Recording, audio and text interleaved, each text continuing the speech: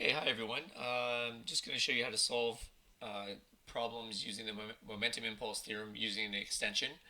And so we talked about this in our last tutorial about how to use integrals to solve a problem. Now, many of you haven't taken calculus yet.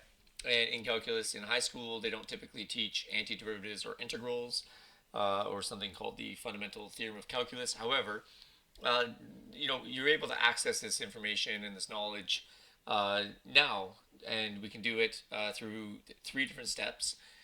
So we're going to solve a series of problems. We're going to use three different ways of doing it. We're going to use calculus, which is the advanced version and not required, but those of you that are in calculus will be able to access this sort of method of solving it. And the second will be using technology, something called Wolfram Alpha, which I've already introduced you to. And the third, and equally somewhat valid method of guesstimation. So those of you that aren't in calculus, or even if you are and you choose to choose the technology of the guesstimation method, that's totally legit. The key is the understanding that the momentum, or the change in momentum, okay, that should be over the P, not the delta. The change in momentum, or the impulse, is the definite integral of the time-dependent average net force. In this case, that's actually the time-dependent net force. So, how do we do this? Well, it says here, evaluating the definite integral is analogous to calculating the area bounding the function and the x-axis. So that's it. You're just basically finding the area under the curve. Just like the derivative or differential calculus is finding the slope of lines, integral calculus is finding the area or volume of, so the area under a curve, or in some instances as well, the volume of an object. So, and you'll do lots of that in university, so don't worry, you have lots of time to cry about that. All right, so evaluating the definite integral. So here's a simple example. We'll start with that, and then we'll get into slightly more complex ones, but nothing, we're not going to go crazy here. This is sort of an extension of what you've been learning.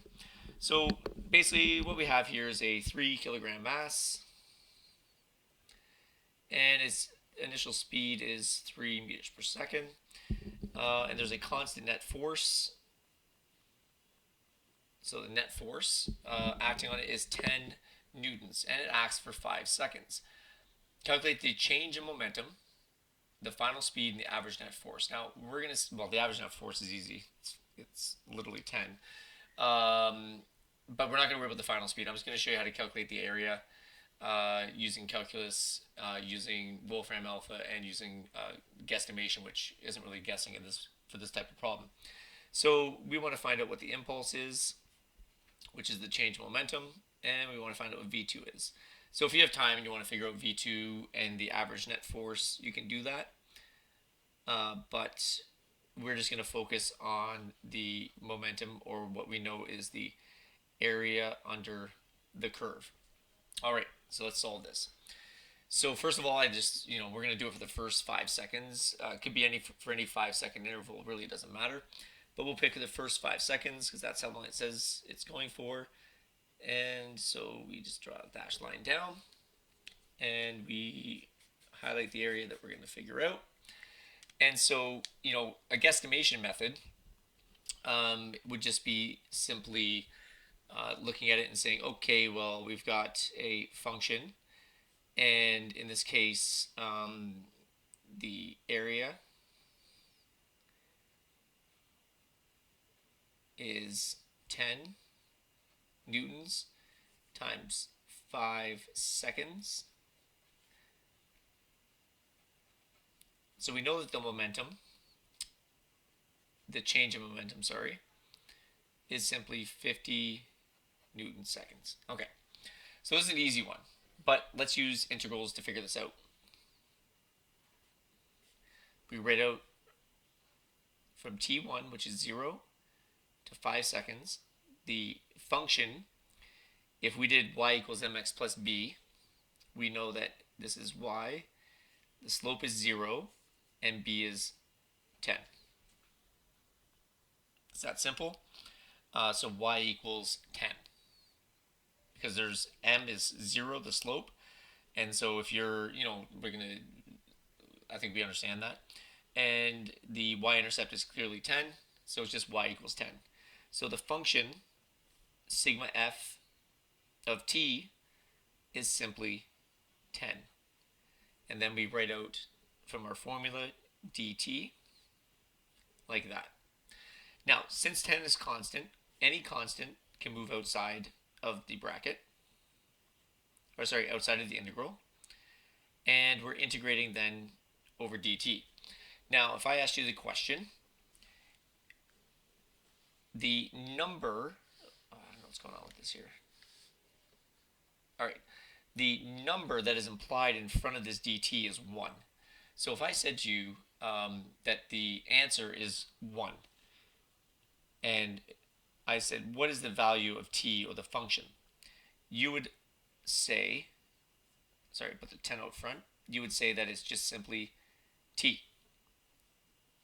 from 5 to 0. And you're like, okay, so what does that mean? Well, what is the derivative of t? Derivative of t is 1. Okay, derivative of t with respect to t. So dt by dt is literally 1. And that's where the 1 comes in front there. And the 10's in front. We could have left it as 10 dt and said, what's the function? Well, the function is 10t. And you say, what's the derivative of 10t? The derivative of 10t is 10. So you can see that this is the solution that we're looking for. So now what we do is it's going from, you put a round bracket, a straight line, 5 to 0. So it's 10. And then in here you say the final. So you replace the t with 5 minus the initial. So t, when t is 0, it's 0. Like that. So it's t evaluated when t is 5. So that's just 5. T when it's evaluated at 0 is just 0 because it's just literally 0. So it's 5 minus 0. And that's 10 times 5. So the impulse is 50 Newton seconds. Now, for this type of question, using the integral method, it's probably not necessary. In fact, why would you bother? But it does work. Now, I can pull up Wolfram alpha, and we can look at it here and say integrate the 10. So we want to integrate 10t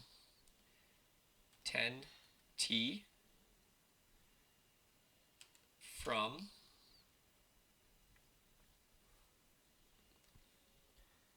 what is it, from 0 to 5. Sorry, my mistake, of course. We want to integrate 10 because it's not, we don't put the dt. We just want to find the integral of 10, or the antiderivative of 10. And the antiderivative of 10 from 0 to 5 is 50. Now they use x here, but that's okay. And you'll see here that's really cool is they've got the integral of 10 dx equals 10x plus constant, and we're not gonna worry about the constant right now, because you realize that if this was if we wrote down here 10x plus any constant, the derivative of the constant is 0, so it doesn't count. It's not in there. So a definite integral is this here. Now they're using x. We just use t. And I think it might even show you step-by-step solution, but you may have to pay for that. No, it didn't. Okay. So it says here, compute the definite integral from 0 to 5 of 10x, or 10 dt. And the answer is 10x from 5 to 0. And if you look at your note here, it's 10t from 5 to 0. The exact same thing that you see right there. 10x, 5 to 0, missing the bracket in front. We just pulled the 10 in front, but not a big deal. Okay, hopefully that wasn't too bad. Let's take a look at another case. Okay, second example says we have the same thing, a 5 kilogram mass. It's initially moving at 5 meters per second. Again, we're not going to care about that for this. It acts on the mass for 10 seconds, or sorry, 4 seconds. Calculate the change in momentum, or the impulse acting on it for the first 3 seconds. Okay, so we're looking for just the first 3 seconds. So this is what we're trying to figure out. You can find out what V2 is and the average net force on your own. Once you've got the impulse, it's easy. You've already done that a few times. So it says over the first 3 seconds. Well, 1, 2, 3. So we're trying to find that area right there. Okay, so this is the area we're looking for. So our old way of doing this would be simply to say, oh, okay, well, the impulse is the change in momentum, which is the area. So let's find that area. Well, the first one is -2 times 1 second, so -2 newtons times 1 second divided by 2 because it's a triangle, plus 1, 2, positive, 4, I'm going to leave the newtons in the front, so it's 4 units of force, newtons, 2 units of seconds divided by 2, so -2 times 1 is -2, divided by 2 is -1, 8 divided by 2 is 4, 3 newton seconds. So that's the change in momentum, or the impulse. Okay, let's find the area using calculus. So it wants the area from 0 seconds to 3 seconds. And the function that we have isn't written here. Oh, it is right there. So the function is 2t minus 2 dt. Okay, and where did I get that from? Right there. Okay, so this is the function of sigma f of t. Okay, so that's the function that we're going to find the derivative of. Or, sorry, that's the function that we want to find the integral of. Now, the answer is going to be whatever the antiderivative is from 3 to 0. Now, what you have to think about is, for those of you that have taken calculus, you're going to look at that and say, all right, what if I take the derivative of it gives me 2t? Well, I think you'd agree that it's probably t squared. The derivative of t squared is 2t. Oh, that works. Okay. Minus 2. Well, if I had minus 2t, let's see. Derivative of 2t is 2, or the derivative of minus 2t is 2, so it works. So for simple polynomial functions, you're just undoing the derivative. So now you're just like, oh, okay, well, that's the antiderivative, and I'm going to evaluate it from 3 to 0. So I go substitute in 3. So in the first bracket, it's 3 squared minus 2 times 3 minus the initial, which is 0 squared minus 2 times 0. Now that whole term drops to 0 in this case. So we get 9 minus 6 minus 0, 3 Newton seconds. The same. Okay, if we go over here and we say we want to integrate 2t minus 2 from t equals 0 to t equals 3.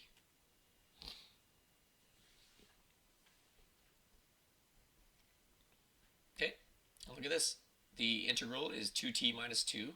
The integral is t squared minus 2t, which we have right there. So it's 2t minus 2t. Sorry, t squared minus 2t plus a constant. But again, the constant doesn't matter because the derivative of a constant is 0. So it's not a requirement at this point. So you can simply use this and look at the answer. The integral, definite integral from 0 to 3 of 2t minus 2 dt is 3. So the area from there to there is 3. You've got a minus 1 part and a plus 4 part. So it ends up at 3 Newton seconds. It's brilliant stuff. All right. Try something with a little more fun to it, if that's a thing. Okay. Ooh, look at this. Now we've got a function. Okay, and now you're like, well, wait a minute. How am I supposed to solve this if that function is right there, and I'm trying to figure out from 1 second, which is here, to 6 seconds, which is there, and you're like, well, how do I figure out that area? Like, if I don't know how to do calculus, and that's what we're going to talk about right now. Let's do the calculus version first. Okay, so we're going to use the first version, which is calculus. If you're feeling good about this right now, try it on your own. The function is right here.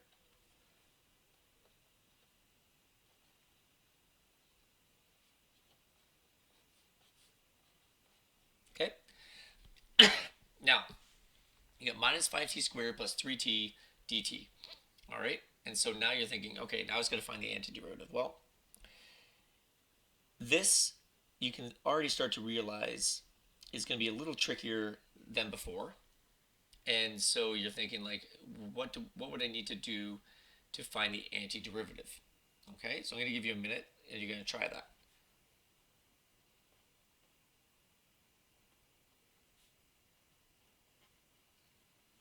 And in the meantime, we're going to look at the Wolfram alpha solution. So the integral from 1 to 6 of negative 5t squared plus 30t dt. Okay, and we're going to see what that gives us. And we're going to do the same thing here. Okay, so hopefully you've paused this and you've tried it. For those of you that don't know calculus, we're going to see if we can figure this out. Okay, so we come over here and we type in minus 5t squared plus 30t from 1 to 6.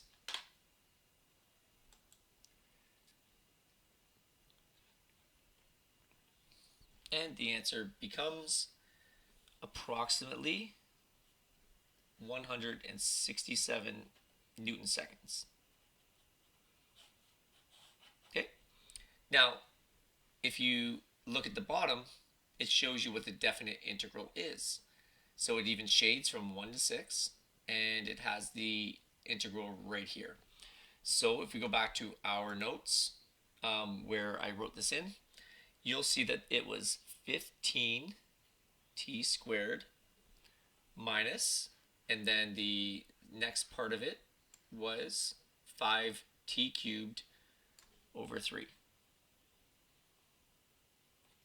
Okay, and when you evaluate that from, we're going to do that in this next question here. So this is using Wolfram alpha, and the last one is our guesstimate, which we're going to do in a minute. Okay, so let's take a look. This term here, this minus 5, so right away you know that when you're working with polynomials, we knew that we had to have a t cubed. So this is for people who are taking calculus. Now the thing is, we want this minus 5 to be preserved. So we can write minus 5. But then you're like, well, if I bring the 3 down when I take the derivative, that's going to give me negative 15. Well, here's the trick. Over 3. When the 3 comes down, it's 3 over 3, which is 1. It's minus 5t cubed over 3. You probably figured that out on your own, which is great.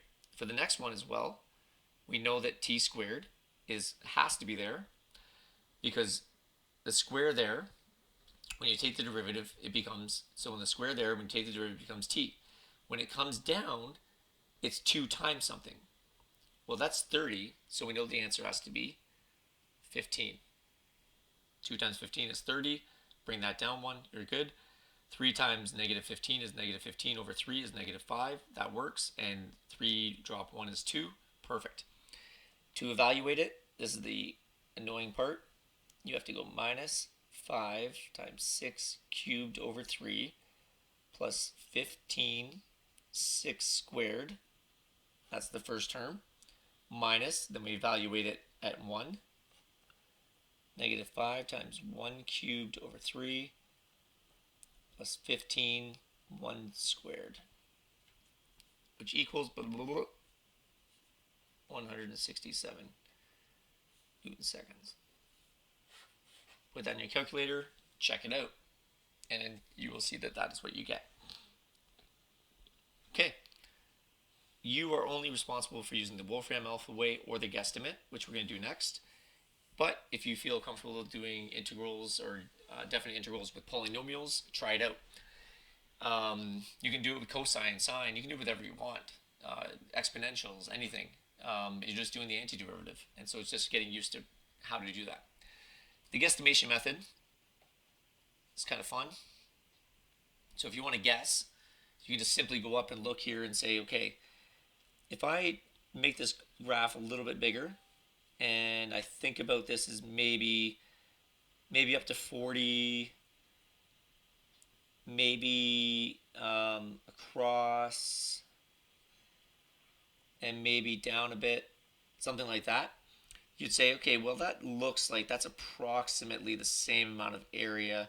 It's probably a little bit more, so maybe I would crop it off a little bit at 30 and maybe down to about here. So I might say that that area there is about the same as the other area because there's a little bit extra there, a little bit extra there, and maybe takes that into account. So it's tough to say, but you could estimate it somewhere in between there. So I might even say 20, 35. I might say 35 by 1, 2, 3, 4, 5, 6, 7, 8. Oh wait, what is that? 1, 2, 3, 4.5. So I might have said that the net force is maybe 35 by about 4.5. And if you look at your calculator and you do 35 times 4.5, you get about 160 Newton seconds, which is not too bad for a quick guess. You could break it into two different shapes. You could have broken it into two different columns. You could have broken it into a triangle. You could have made this into a triangle. There's lots of things you can do to sort of estimate the value better. And what you probably start to realize, and I think I mentioned this in the last video, is that when you are doing an integral, it's a summation. When you do an integral, are adding up an infinite number of small polygons or small rectangles. And you add up those infinite number of small rectangles.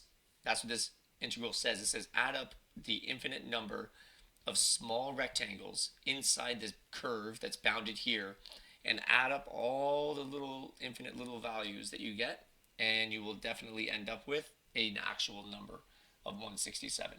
So when you're doing your estimate, you can just break it into less than infinite sizes, infinitely small sizes, sorry, and just break them into 3 or 4 smaller sizes and guess at what the value is. Any way you can figure out that value, you can do it. You could, well, there's lots of different methods for estimating. Okay, so let's try the last one. And by now, probably some of you, oh, in fact, that was the last one. All right, so the next step of this is to try this on your own using, now, I just want to make sure that these aren't the exact same questions. Looks like the first one is the identical one we already did. So you can SKIP that one. The next one is very similar to one we did before. So give that one a shot. The following one is another one where it's a polynomial and you're doing it from 0 to 4. So that's going to be an interesting one to estimate and to try out the derivative. And then, of course, the last one is from 1 to 3. And so when you're doing that one from 1 to 3 of a cubic function, estimating that value is not hard. You can do a quick estimate to see if your answer is right. You just go, oh, there's 1, 2, and it's about 15.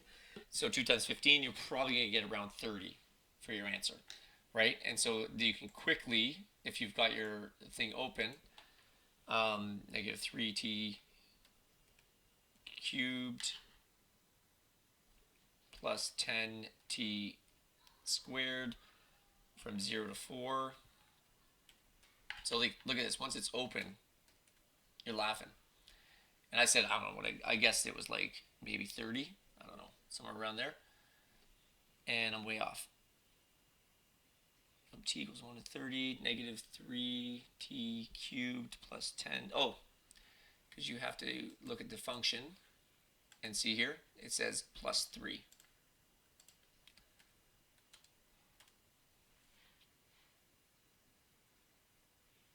And the answer is, look at that, 33. And I guessed it just out of nowhere, not out of nowhere, but quick little estimate that it would be around 30. And you can see it's 33. Okay, and it shows you that. It shows you the integral, everything. So practice it, have fun with it, and that's your learning. Sorry, this is a long video.